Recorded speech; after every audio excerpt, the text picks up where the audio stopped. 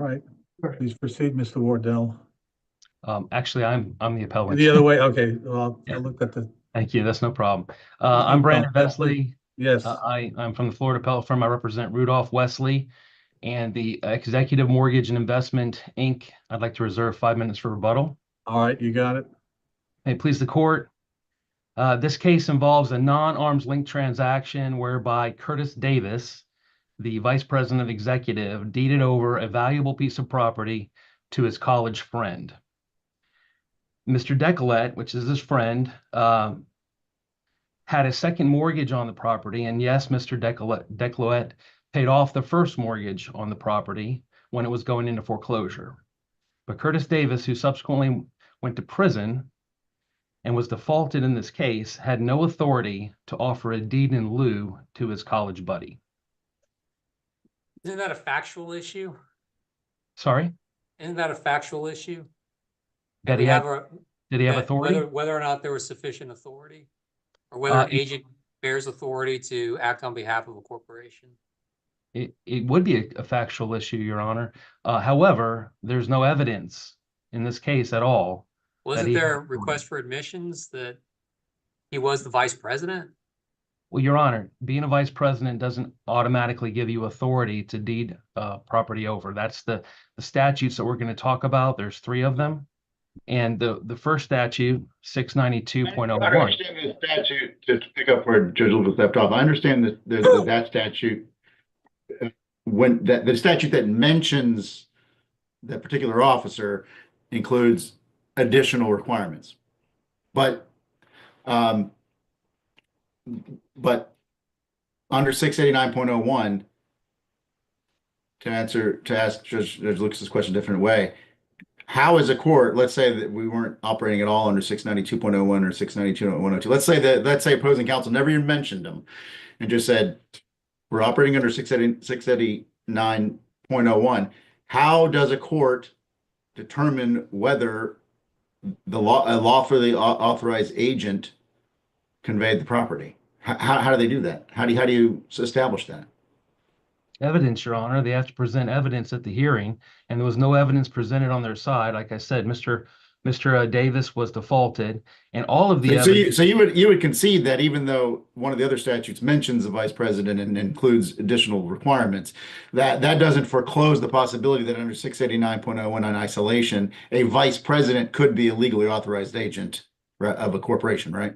If he had a corporate resolution or he had authority from the president, but in this case, the evidence was crystal clear that he didn't have that authority. What about the evidence that from the president that said, well, he was running things at the time? That doesn't give him authority to transfer property, Your Honor. He has to have authority. If you look at the case that the George versus Miller Bay paralegal, that case from this court, Judge Valenti's opinion, the same situation occurred there. There was no evidence to show that the person had authority. It was all one-sided, and that's exactly what happened in this case, Your Honor.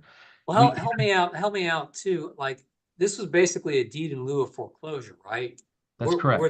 Were there substantive defenses to Decllette? I'm saying this wrong, I'm sure. Decllette's foreclosure. I mean, what was the corporation going to defend on when its president was basically out of the picture? Did it have any other? I mean, is there any evidence that it had any other assets, that it had any defenses to this? I mean, what?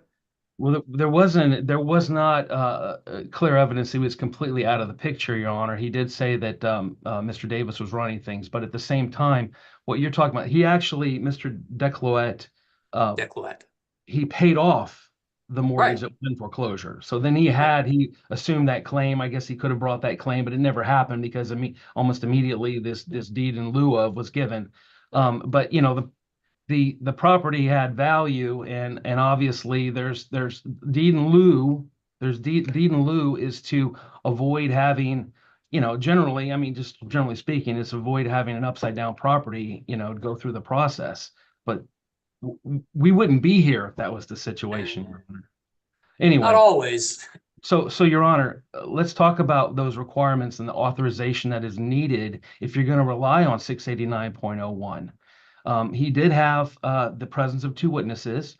and he did sign it, but he needed authorization. And the evidence in this case, not only is the evidence my client's testimony that he clearly did not have authority to do this, but there's also evidence in this case that every other deal that Mr. Decllette did with Executive, and they had done several over the years, every other deal and every other instrument that needed to be signed was not only signed by Mr. Davis, but was also signed by Mr. Right, Wesley. right. And Mr. Wesley, I appreciate you bringing all this up, and I'm glad we're getting down to brass tacks of your argument, which is basically the trial court got it wrong on the facts. But this comes to us after a trial, right? So help me out with that. You know, you're saying that basically that there was the trial court could not have entered this judgment based upon the facts before it. You've done a lot of appeals. You know that's a high standard. So absolutely, help me with that high standard. I want you to look at the fact that this trial occurred in November of 2022, and this judgment didn't come out until July of 2023. So we're talking there's a 7-month period in there where we don't know what's going on. The parties were submitting findings of fact, conclusions of law, and there's, we don't know what happened at that point. But what we do know is at trial, this particular judge honed in on George versus Miller Bay and talked about it and specifically pointed out the exact same argument that we're making and used that argument to deny a directed verdict. You're saying the elapsation of time might have contributed to the trial court's changed thinking on whether George Anderson controlled, but or the elapse, how can we, but it's still a fact issue, right? And then the greater part of the argument is, Your Honor, he applied Prezesio versus Cameron out of the fourth that predated our George versus Miller Bay decision by 31 years, and it's the wrong district. He's applying that case. And then if you look at that case and you look at we did a request. Applying a different statute, you're saying too, right? He applied a different statute. He was applying 92. He wasn't even applying. Well, I'm saying that case cites that relies on a different statute. I can't pronounce it either, but anyway. Prezioso focused on 689.01. And Prezioso, like I said, 4th DCA, 31 years before Miller Bay, the George versus Miller Bay, and Judge Valenti's opinion in that case. In Prezioso, the court talked about, sort of in generic terms, that the vice president would have authority, president, vice president, CEO would have authority to do this with 2 signatures. But what you didn't hear, and what was not included in the opinion, was that they actually had a seal on the deed that they're talking about. And we found that, and we asked the court to take judicial notice of that public record. There was a seal, a corporate seal on that deed. So it really, unfortunately, I think the court got it right, maybe in Prezioso, but only from the standpoint that there is actually a corporate seal on that deed. Otherwise, they're dicta, if you will, because I don't even think they relied on that particular issue to make that ruling. I think it was more like dicta. I think that, the court should look past it as being incorrect. So, it's clear the court was aware of this court's decision in George Anderson training. 7 months passed, memories faded. I don't know what happened. Nobody knows. You can only speculate. But I think it's obvious that the court recognized what we're arguing now, and what we're arguing now is the statutory law requires a vice president to either have a seal or have some authority, corporate resolution or something. If you look at the problem with that argument, is that a correct statement?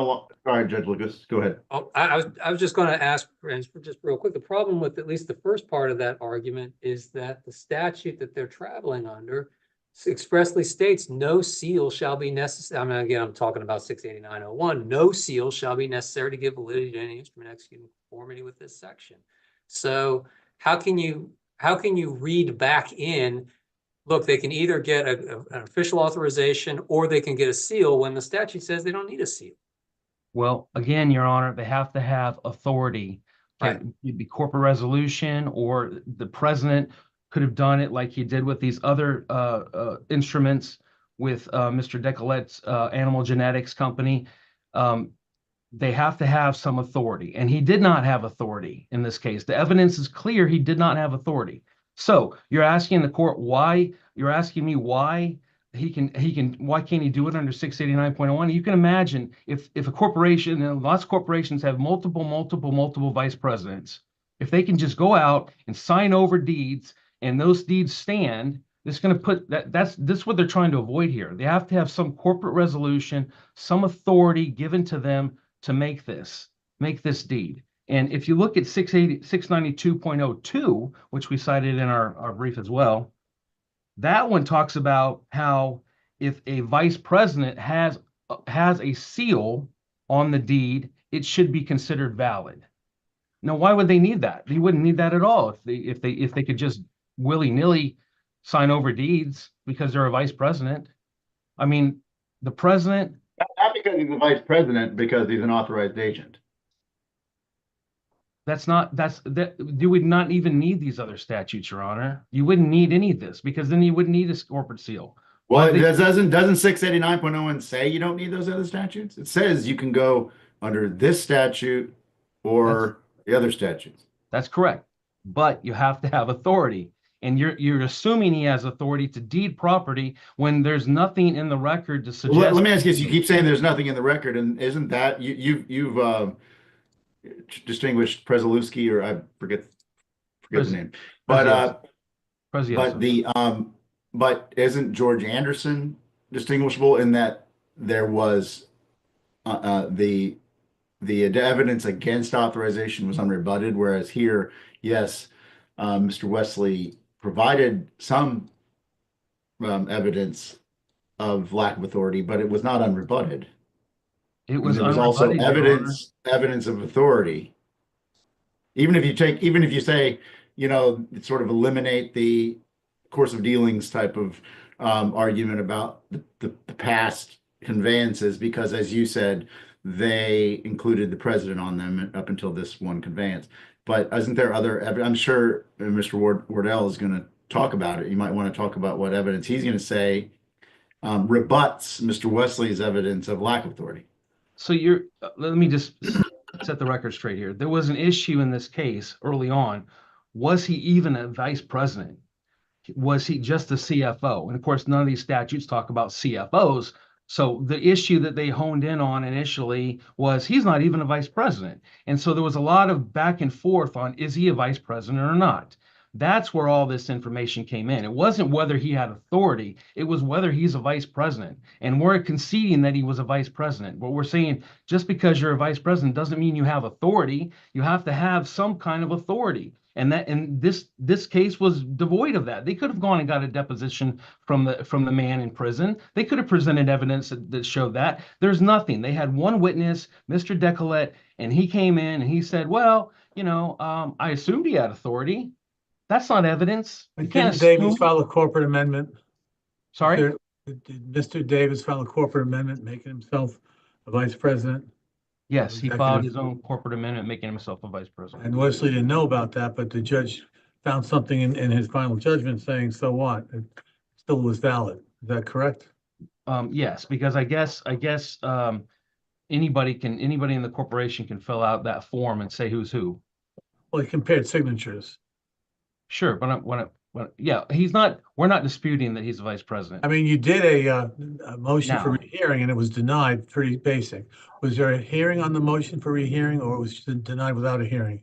It was denied without a hearing, Your Honor. So you have no way to know what the judge was thinking because the denial doesn't tell us a whole lot. Right. Okay, gotcha. Yeah, Your Honor. So my argument is, if this court is going to rule in their favor, they have to take the evidence that's been presented, the limited evidence that's been presented, including my client's testimony, no authority, all of these documents that have been signed by both Mr. Davis and Mr. Wesley that are within the Decllette collection, and then turn around and say he had authority just because he's a vice president. That's not what the statute says. You can't, just because you're a vice president doesn't mean you have authority. And there wouldn't be any need for these other statutes if you had that kind of a case. So anyway, so they're also going to argue that that it's not that Mr. Decllette's statement that he thought he had authority is sufficient, and that doesn't work with the statute. That's not a proper analysis. You're down to your 5 minutes. Did you want to save that for rebuttal? I'll just finish it real quick here. It's All not right. a proper analysis on the statutes, and it must be noted that all of these other documents said otherwise. Okay, I'll reserve the rest of my time. I'll give you the 5 minutes. Thank you. All right. Happily, Mr. Wardell.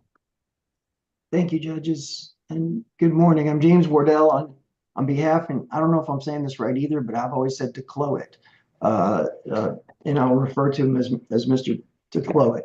Judge, in this case, what the court did was it took a plain and just reading of a statute and led to a plain and just result in this case. You said the court did that. How do you know the court did it the way you're saying it? Well, that's what the court said that it did in its actual order. The court did make findings, and the court determined based on the evidence. And it was interesting because the court used mostly Mr. Wesley's testimony, and he put that in the order. And then he also referenced the admission that, they originally proceeded under this case under some theory that he wasn't a vice president. But then the facts were overwhelming, and they had to admit that he was a vice president. And then they tried to kind of change their argument. So the court went through all of that in its factual findings, and it ultimately made the findings at number 12 and number 13 of its order that the court finds that Mr. Wesley appointed Mr. Davis to serve as vice president of executive in 2002. And the court did ask earlier, Judge Valenti, you did, about whether the vice president presented some stuff himself or filed some documents himself. Well, the court found that it was Mr. Wesley that signed that amendment, and he made that factual finding in his order. So he determined that Mr. Wesley's testimony, without saying it, was disingenuous, but he said it didn't matter because they ended up admitting it later, that he was in fact the vice president. The second finding of fact was that the court finds that Mr. Davis acted as vice president of executive from his appointment in 2002 through the execution of the subject deed in 2014, and that he did so at all times with the knowledge and consent of Mr. Wesley. And that raises some points, some other factual points that some of the other justices brought up, was that Mr. Wesley was nowhere to be found during the time frame. This was signed in 2014, and he didn't even raise an objection to it till 4 years later, because he was not active in the business at all. He left it all to Mr. Davis to wind down the business. And when I say it was a just result, this is not something where Mr. Wesley's suggesting that this is his college buddy or something. He had Mr. Decllette paid. He made a loan that is not disputed, that was recorded, was a second mortgage, and then that second mortgage wasn't paid, and then the first mortgage wasn't paid. So Mr. Decllette, in order to protect his position, had to pay off the first mortgage. So it's just in the sense that he paid for all of this, and none of that's in dispute in this case at all. So when we say the court did a very good job of making factual applications and applied the statute, which is 689.01, it specifically says you don't need a seal, and the court made factual determinations that Mr. Davis had the authority as vice president to convey this property. If you do look at it in conjunction with some of the other statutes, 692.01 and 02, which you don't have to, but if you do, I think it helps our position even more, because under those facts, it basically sets out that a vice president does have the authority to do this.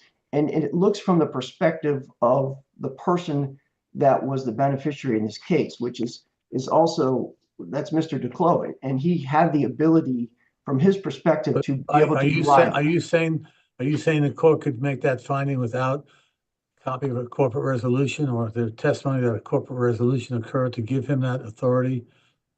Well, Judge, I think he could. I don't know that there's any requirement that a corporate resolution would have had that, but he cites the Prezioso decision. And again, I'm probably saying that wrong too, but I know everybody, since we all got it wrong, I feel better about it. And the bottom of that case, it says the court noted that the practical purposes of section 692.01 is to allow third parties who transact business with corporations in an honest fashion to have confidence that the transactions are valid. We agree, as this section indicates, the officers of a corporation are vested with apparent authority to conduct the corporation's business. Absent fraud on her part, a party doing business with a corporation is permitted to rely on the officer's status within the corporation as sufficient power to bind the corporation in the execution of mortgage instruments, which is exactly what we have here. Now, the Miller Bay decision, Your Honor, which I know, Judge Valenti, you authored, it's completely factually different. I mean, to have that was basically a woman committing fraud at like 3 different levels on 3 different deeds for something that she was taking the money for, that's selling a property that she didn't own. So under those facts, completely distinguishable from this particular case, where a just application of a plain reading of the statute results in a just decision. In that case, based on those facts, the lady was never even the president. So, and nothing was contested. She didn't show up or respond or anything like that. So it wasn't a situation where a court had a trial where the judge made factual determinations and actually used the testimony of Mr. Wesley to come to the conclusion that Mr. Davis had authority and there was no fraud anywhere, and that Mr. Decllette had the ability to rely on him as a vice president. Wasn't there also evidence in at trial that that Mr. Wesley was aware and on board with the underlying loan itself of Decllette and taking over the first mortgage? That he knew all about that and had a discussion with Mr. Decllette? Well, there was, I believe there was some testimony to that effect, but he was no longer involved in it. It acknowledged that the first mortgage wasn't paid and a foreclosure action had been filed, and that Mr. But what I'm saying is that he did know about the underlying transaction itself. I mean, he admitted it in his testimony. He did, yes, Your Honor. So and that Mr. Davis was part of this, this deal, which it sounds like it's kind of like a deal-centric kind of business, right? Because Davis gets brought on board as a loan, I guess, like a loan officer. He's maybe got a stake in like an ownership interest in the company, and it's kind of like they just do these various deals together. So at least until it's unrebutted that at least up until the Deed-in-Lieu of foreclosure, which is what I'm calling it for shorthand, he knew about the Decllette taking over the unpaid first mortgage and his subsequent interest in the West Shore property. I mean, I know that he was on all the documents in the original foreclosure action that was filed that Mr. Decllette had to settle by paying off the first mortgage. So I think it's definitely can be inferred from the record that he had knowledge of that. If I don't specifically remember if he admitted that, but he probably did. But there's no question he knew about it, and all of this from the timing was, he left. Mr. Wesley left all the business because everything was upside down at the time after the 2008 property crash when Mr. Davis was the only one managing, kind of winding down this business at the time. So I think that all of that goes to kind of the factual findings of why the application that Judge Nash did such a detailed, wrote an order and put these factual findings in and relied on that. And what Mr. Wesley said about, we don't know why he changed his mind and maybe you forgot. Well, that's not the case at all. I mean, that was a motion for summary judgment, and he was just, we had a trial after that. And he didn't issue the order right away after the trial, but the summary judgment, when he was, allowed them to go forward to trial, that's when he basically cited to the Miller Bay case and asked some questions about it. But after hearing all the facts of this case, he decided otherwise, and he wrote all of that in an order. So I don't think that's any indication that perhaps he forgot or got confused somehow. I think he did exactly what was right based on the facts and the conclusions of law. And he relied on 689.01, which I think is absolutely correct. There's there's no requirement anywhere that you know, they're doing such a narrow reading, trying to say that a person with authority has to be some authority that's granted in writing. It doesn't say that anywhere. And if you certainly look at it from Mr. Decllette's perspective, there was no reason not to believe that the deed in lieu of foreclosure for the property he already paid for by paying off both of the mortgages wasn't valid, and Mr. Davis had the authority to do it because he was the only one running the company at the time, which is a factual finding by the judge, based on the testimony of Mr. Wesley. So That it? Your Honor, that is it. Thank you. Thank you very much. Oh, I'm sorry, Judge, if I can take that back. I did file a notice of supplemental authority for the DGG Corp versus the estate of Capone, and that is at 983 Southern 2nd, 1232. And that case is very factually similar to this particular case. And in that case, it says the corporate seal was not affixed to the deed, but it was executed in the presence of two witnesses and a notary public, which is what we have in this particular case. And then after the corporate resolution was reinstated, the decedent and the wife conveyed the property to the decedent and the guarantees. The appellate court noted that under 68901 and 69201, if the person executing a deed not under seal was not the corporation's president, vice president, or chief executive officer, an authorizing resolution from the board of directors had to be obtained. So basically, in that case, they overturned the decision because the conveyance of that particular interest was done by a secretary as opposed to a president, vice president, or chief executive officer. So it basically was saying what happened in this case was the right way to do it, and that a vice president does have the authority to convey a deed, and that's consistent, of course, with Prezioso, which is the intent of allowing people to rely on that. Thank you, Judge. All right, thank you. Mr. Wesley, you asked for 5 minutes rebuttal. I saved you 5 minutes. Thank you, Your Honor. You know, what they're advocating here is that any vice president, under any circumstance, if he can get two witnesses and a notary, can deed away property without any problem. Can you explain away the case he just cited in his supplemental authority? Yes, I can, Your Honor, because they just got it wrong. It's a 5th DCA case.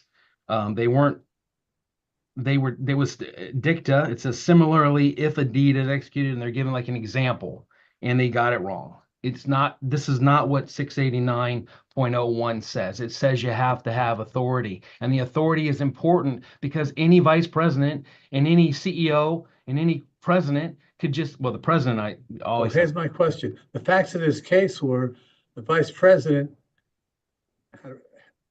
made himself vice president. There's no objection. He ran the company. For how long did he run it? And he had to do day-to-day activities. That's basically the testimony. True or false? Absolutely.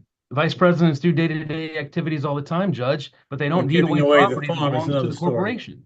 This is a piece of property that had value. And the fact of the matter is, you know, if this had gone through on a foreclosure, it would have gone to sale, and then our argument would be that there's going to be some money at the other end of it for the corporation. Maybe. Yeah. No, I understand your argument. So that's the point. That's the point we're trying to make. Prezioso, 692.01, it requires a seal. Prezioso is relying on 692.01, and it talks about how the vice president has all this authority. If he has a seal, he has to have the corporate seal. You know, obviously, if you give Mr. Davis the corporate seal, he has the authority to do it. But if he doesn't have the corporate seal, you got to read your own words in George versus Miller Bay, because it's right on point. And it is not. They didn't talk about the fraud. They talked about 689. They talked about 689.01, and it talks about how there was no evidence to show that this person had authority, and without some evidence to show he had authority, then he couldn't do it. He couldn't transfer it away. He needed authority. So, Your Honors, you know, if this were a similar case and this property was worth, you know, $10 million and the mortgage was only $1 million, and this person signed it away, you could see the injustice there. And I'm not saying that's the case. We don't have those facts, but I'm saying you can see why this is important. You can see why the statutes require a vice president to actually have authority to be signing away deeds from property. And I get it. Mr. Decllette put a lot of money into this because he had the first mortgage, the second mortgage. I get it. He's entitled to be paid, but he's not entitled to get a windfall. And that's where we're at. I know it's not fraud. We're not saying it's fraud. I'm saying that this person didn't have authority to do what he did. Let's undo it. Let's let Mr. Decllette, either foreclose or get reimbursed by getting a second, a third party financing or something. But this is not. What of the fact, I don't know if the trial court made much of this, but what of the fact that there was some testimony that he not only was vice president, but a 15% owner of the company? I mean, isn't that also a fact that could imply that he had some kind of agency? Well, 15% is less than 50%. So, I mean, obviously, but work with me on the terms of my question. 15%, it isn't 50, what if you're vice but he's president, an owner. What if you're vice president at Amazon and you have 1% of the company and you did sign away the deed to their their corporate headquarters? Is that going to be enforceable? I might be liable in fraud for a whole bunch of money for having done so. You got about a minute to. They didn't have authority. Call my corporate D&O carrier. I mean, I guess your honors, this case boils down to a very simple proposition. Does a vice president, absent some kind of written authority or some kind of clear indication from the president, get to deed away property? And these statutes talk to that. 6-92.01 specifically says, oh, he can do that, and it's going to be enforceable as long as it's got a seal on it. 692.02 says that. 692.01 says, hey, president, vice president, CEO can transfer as long as they have a seal. So, and then 689.01 says, well, if they have authority and they get the two witnesses and they get the notary, then they can do it as well. Mr. Wesley, you did a fine job, but you're out of time now.